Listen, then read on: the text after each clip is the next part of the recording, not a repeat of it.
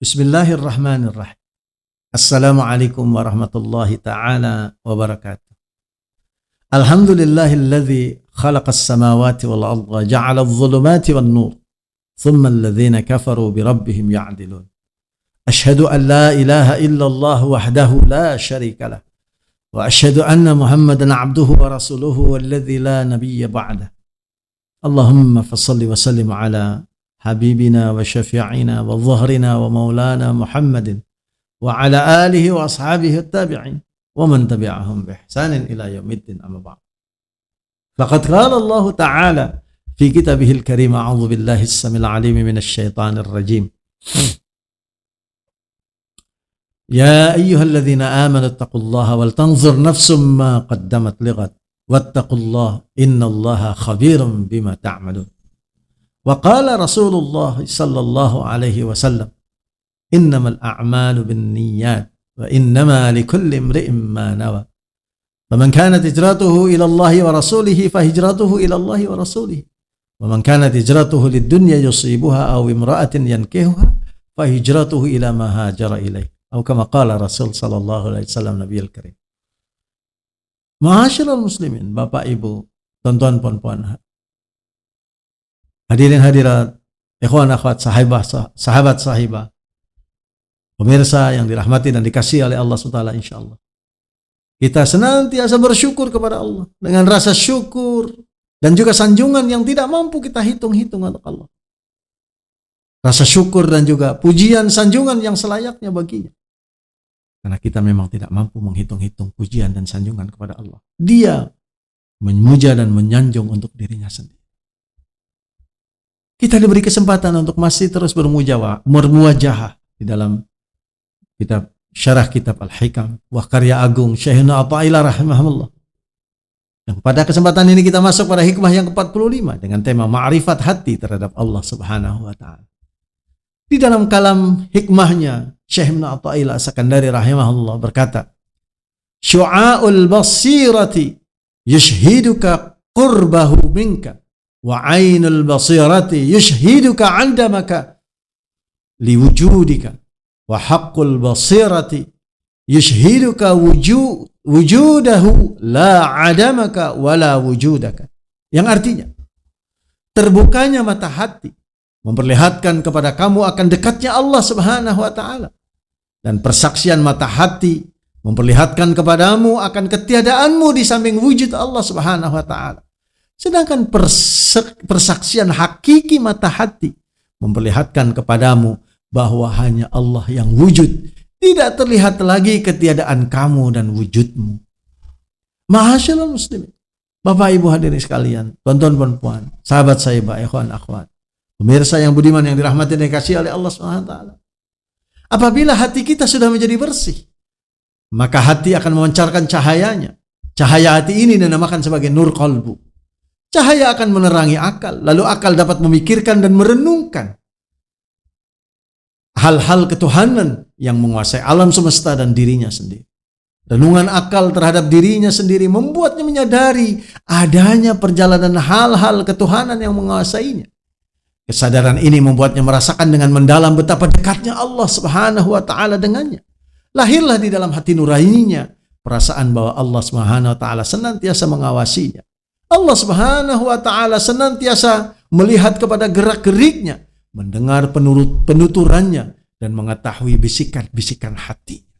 Jadilah dia seorang mukmin yang cermat dan berwaspada.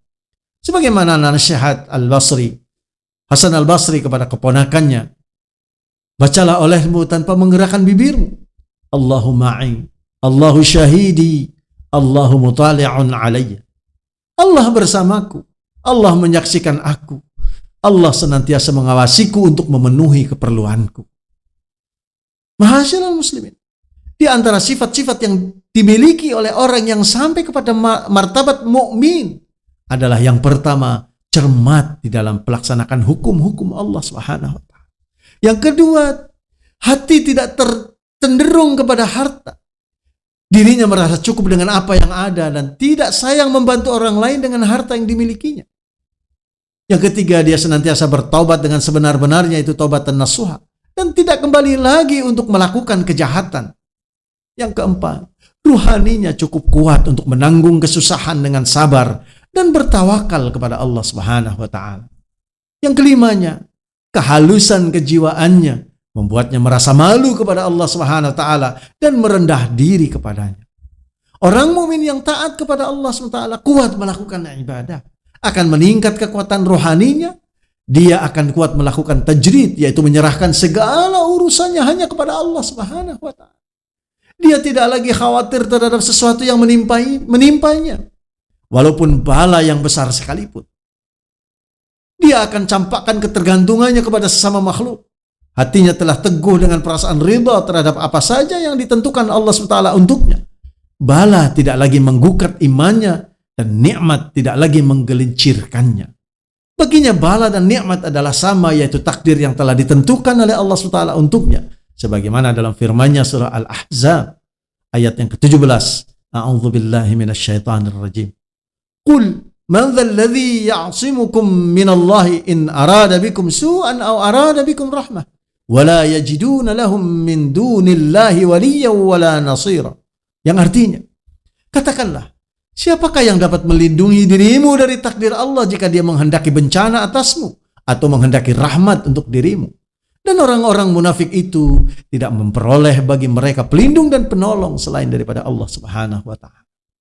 Masyaallah muslimin, pemirsa yang budiman yang dirahmati dan dikasihi oleh Allah. Apapun yang ditakdirkan oleh Allah Subhanahu wa taala, itulah yang dirasa paling baik bagi dirinya. Orang yang seperti ini senantiasa berada di dalam penjagaan Allah Subhanahu wa taala karena dia telah menyerahkan dirinya kepada Allah. Allah Subhanahu wa taala karuniakan kepadanya kemampuan untuk melihat dengan mata hati dan bertindak melalui petunjuk laduni, tidak lagi melalui fikirannya, memberi pengaruh pada dirinya yaitu qalbu. Kehendak sendiri ataupun juga angan-angan tidak akan mempengaruhinya. Pandangan mata hatinya senantiasa selalu merujuk kepada hal-hal ketuhanan yang mempengaruhi pada hatinya. Dia mengalami suasana yang menyebabkan dia menafikan kewujudan dirinya dan dinisbahkan kepada wujud Allah Subhanahu wa taala. Suasana ini timbul akibat hakikat ketuhanan yang dialami oleh hati. Dia merasa yakin dengan bersungguh-sungguh akan keesaan Allah SWT, bukan sekedar mempercayainya. Dia merasakan bahwa dirinya adalah sebagian dari tanda-tanda kebesaran Allah SWT yang wujud di alam semesta. Pengalaman tentang hakikat dikatakan memandang dengan mata hati. Mata hati melihat akan menyaksikan keesaan Allah Subhanahu wa taala dan hati merasakan keadaan keesaan Allah itu. Mata hati hanya melihat kepada wujud Allah SWT, tidak lagi melihat kepada wujud-wujud dirinya. Orang yang berada dalam suasana seperti ini telah berpindah dari suasana dan sifat-sifat kemanusiaan. Dalam keadaan demikian, dia tidak lagi memperhatikan peraturan masyarakat. Dia hanya mementingkan soal hubungannya dengan Allah SWT. Soal duniawi seperti makan, minum, pakaian, dan pergaulan tidak lagi mendapat perhatiannya. Perbuatannya bisa menyebabkan banyak orang menyangka dia sudah gila. Orang yang mencapai tahapan ini dikatakan mencapai maqam tauhid sifat. Hatinya jelas merasakan bahwa tidak ada yang berkuasa melainkan Allah SWT dan segala sesuatu datang daripada Allah.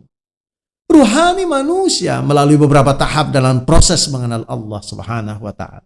Pada tahap pertama, terbuka mata hati dan nur qalbu memancar menerangi akal. Seorang mukmin yang akalnya diterangi oleh nur qalbu akan melihat betapa dekatnya Allah Subhanahu wa taala. Dia melihat dengan ilmunya dan mendapat keyakinan yang dinamakan ilmu yaqin. Ilmu berhenti di situ. Pada tahap yang kedua kemudian mata hati yang terbuka sudah dapat melihat. Dia tidak lagi melihat dengan mata ilmu tetapi melihat dengan mata hati. Kemampuan mata hati memandang itu dinamakan kasyaf. Kasyaf melahirkan pengenalan ataupun ma'rifat. Seseorang yang berada di dalam maqam ma'rifat dan mendapat keyakinan melalui kasyaf dikatakan memperoleh keyakinan yang dinamakan ainul yaqin. Pada tahap ainul yaqin, ma'rifatnya gaib dan dia juga gaib dari dirinya sendiri. Maksud gaib di sini adalah hilang perhatian dan kesadaran terhadap satu persoalan. Beginilah hukum ma'rifat yang terjadi. Ma'rifat lebih tinggi nilainya dari ilmu pengetahuan. Ilmu pengetahuan adalah pencapaian terhadap persoalan yang terpecah-pecah ruangnya. Sedangkan ma'rifat adalah hasil pencapaian terhadap hakikat-hakikat yang menyeluruh, yaitu hakikat-hakikat yang disebut sebagai hakikat-hakikat yang nyata, yang agung, yang besar. Tetapi persaksian mata hati jauh lebih tinggi daripada ilmu dan ma'rifat. Karena persaksian itu adalah hasil dari kemauan keras dan perjuangan yang gigih, disertai dengan upaya hati dan pengalaman. Persaksian adalah setinggi-tinggi keyakinan. Persaksian yang paling tinggi ialah persaksian hakiki oleh mata hati. Ia merupakan keyakinan yang paling tinggi dan dinamakan sebagai haqqul yaqin. Pada tahap persaksian hakiki, mata hati tidak lagi melihat kepada ketiadaan dirinya atau kewujudan dirinya, tetapi Allah Subhanahu wa Ta'ala lah yang ada dalam segala sesuatu, segala kejadian, dalam diam maupun dalam tutur katanya. Persaksian hakiki, mata hati melihatnya tanpa dinding penutup antara hamba dengannya. Tidak ada lagi jurang atau ruang antara kita dengan dia. Sebagaimana firman-Nya di dalam surah Al-Hadid ayat yang keempat, A'udzubillahi minasyaitonirrajim. Wa huwa ma'akum aina ma kuntum wallahu bima ta'maluna basir. Yang artinya, dan dia bersamamu di mana kamu berada, dan dialah Allah Maha melihat apa yang kamu kerjakan. Demikian juga di dalam surah Qaf ayat yang ke-16, Allah Subhanahu wa Ta'ala berfirman, wa laqad khalaqnal insana wa na'lamu ma tuwaswisu bihi nafsuh wa nahnu aqrabu ilaihi min hablil warid. Yang artinya, dan sesungguhnya kami telah menciptakan manusia dan mengetahui apa yang dibisikkan oleh hatinya, dan kami lebih dekat kepadanya daripada urat lehernya. Dia tidak terpisah daripada kita. Persaksian yang hakiki ialah melihat Allah Subhanahu wa Ta'ala dalam segala sesuatu dan pada setiap sesuatu. Pandangannya terhadap makhluk tidak menutup pandangannya terhadap Allah Subhanahu wa Ta'ala. Inilah maqam keteguhan istiqamah yang dipenuhi oleh ketenangan serta kedamaian yang sejati dan tidak berubah-ubah. Bernaung di bawah payung yang maha agung dan ketetapan yang maha teguh. Pada persaksian yang hakiki tidak ada lagi ucapan, tidak ada bahasa, tidak ada ibarat, tidak ada ilmu, tidak ada ma'rifat, tidak ada pendengaran, tidak ada kesadaran, tidak ada hijab, dan semuanya sudah tidak ada, hilang. Tabir hijab telah tersingkap, maka dia dipandang tanpa ibarat, tanpa huruf, tanpa abjad. Allah Subhanahu wa Ta'ala dipandang dengan mata keyakinan, bukan dengan mata lahiriah atau mata ilmu ataupun kasyaf. Yakin semata-mata, yakin bahwa dialah yang dipandang. Sekalipun tidak ada sesuatu pengetahuan untuk diceritakan dan tidak ada sesuatu pengenalan untuk dipamerkan. Orang yang memperoleh kedudukan haqqul yaqin berada dalam suasana di mana hatinya kekal bersama-sama Allah Subhanahu wa Ta'ala pada setiap waktu, setiap ruang dan setiap keadaan. Dia kembali pada kehidupan seperti manusia biasa dengan suasana hati yang sudah berbeda, di mana mata hatinya senantiasa menyaksikan yang hakiki. Allah Subhanahu wa Ta'ala dilihat dalam dua perkara yang berlawanan dengan sekali pandang. Dia melihat Allah SWT pada orang yang membunuh dan orang yang terbunuh. Dia melihat Allah SWT sebagai yang menghidupkan dan yang mematikan, menaikkan dan menjatuhkan, menggerakkan dan yang mendiamkan. Tidak ada lagi kaitannya dengan kewujudan atau ketidakwujudan dirinya. Wujud Allah adalah Esa. Allah Subhanahu wa Ta'ala meliputi segala sesuatu. Sebagaimana firman-Nya di dalam surah Ali Imran ayat yang ke-191, Allah Subhanahu wa Ta'ala berfirman, alladzina yadhkuruna Allah qiyaman wa qu'udan wa 'ala junubihim wa yatafakkaruna fi khalqis samawati wal ard rabbana ma khalaqta hadza batila subhanaka faqina 'adzaban nar. Yang artinya, yaitu orang-orang yang mengingati Allah sambil berdiri atau duduk atau dalam keadaan berbaring, dan mereka memikirkan tentang penciptaan langit dan bumi seraya berkata, ya Tuhan kami, tiadalah Engkau menciptakan ini dengan sia-sia. Maha suci Engkau, maka peliharalah kami dari siksa neraka. Masyaallah muslimin, dalam sebuah hadis hasan dari Nabi SAW, Allah Subhanahu wa Ta'ala berfirman sebagaimana diriwayatkan oleh Ibnu Majah, kulla yaumin huwa fi sya'n, qala min sya'nihi ay yaghfira dhanban wa yufarrija karban wa yarfa'a qauman wa yahfidha akharin. Yang artinya, dan setiap waktu dia berada dalam kesibukan. Baginda bersabda, kesibukan Allah adalah mengampuni dosa, menghapus kesusahan, mengangkat derajat satu kaum dan menjatuhkan kaum yang lain. Ma'asyiral muslimin rahimakumullah. Allah Subhanahu wa Ta'ala sebagaimana firman-Nya di dalam surah Ar-Rahman, kullu yaumin huwa fi sya'n. Setiap waktu Allah Subhanahu wa Ta'ala senantiasa sibuk. Kenapa? Karena yas'aluhu man fis samawati wal ard kulla yaumin huwa fish. Meminta kepada Allah SWT, siapa saja yang ada di langit dan di bumi, maka dengan demikian Allah SWT sibuk setiap saat untuk mengurus makhluknya. Itulah yang dilakukan oleh Allah untuk kita.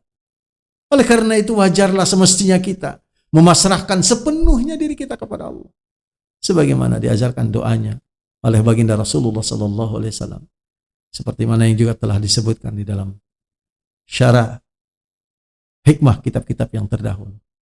Baginda Rasulullah SAW berdoa, Allahumma rahmataka arju, fala takilni ila nafsi tarfata ainin, wa aslih li sya'ni kullahu la ilaha illa anta.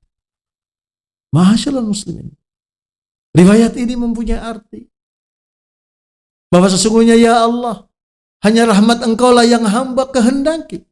Oleh karena itu jangan biarkan hamba untuk mencari rahmat-Mu itu dengan diriku sendiri, membebankannya kepada diriku sendiri dalam setiap saat sekalipun. Oleh karena itu perbaikilah urusanku ya Allah seluruhnya, karena sesungguhnya tiada Tuhan kecuali Engkau yang patut untuk disembah. Ya Rahman ya Rahim. Mudah-mudahan Allah senantiasa memberikan hidayah, riayah, inayah, menyampaikan kita kepada hajat kita untuk bertemu dengannya, dan juga berkasih sayang dengan kasihnya Muhammad sallallahu alaihi wasallam nanti. Bertemu di padang mahsyar, berada dalam barisan yang dipimpinnya, meneguk telaga surga yang diberikan oleh Allah SWT kepada baginda, dan kemudian memasukkan kita bersama-sama dan berkumpul kembali di surganya Allah SWT yang tertinggi insyaallah. Allahumma inna nas'aluka firdausa a'lal jannah.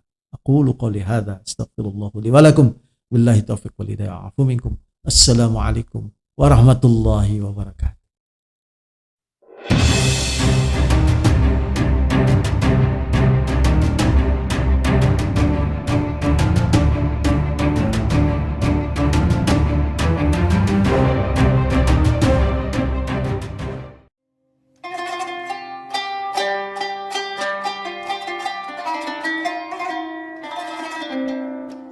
La